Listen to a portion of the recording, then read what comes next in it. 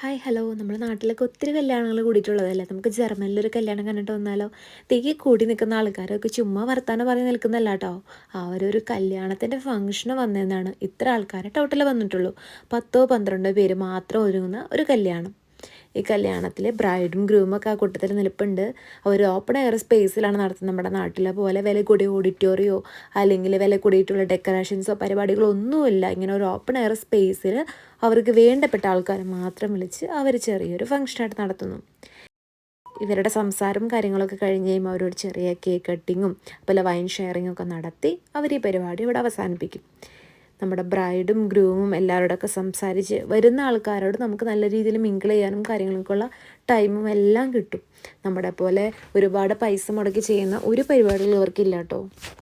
ഇതുപോലെയുള്ള ജർമ്മനിലെ ഇൻട്രസ്റ്റിംഗ് ആയിട്ടുള്ള കാര്യങ്ങൾ അറിയാൻ വേണ്ടിയിട്ട് ഞങ്ങളുടെ ചാനൽ സബ്സ്ക്രൈബ് ചെയ്യുക, ഞങ്ങളുടെ വീഡിയോ ഷെയർ ചെയ്യുക, ലൈക്ക് ചെയ്യുക. അടുത്തൊരു ഇൻട്രസ്റ്റിംഗ് വീഡിയോ ആയിട്ട് കാണുന്നവരെ ബൈ ബൈ.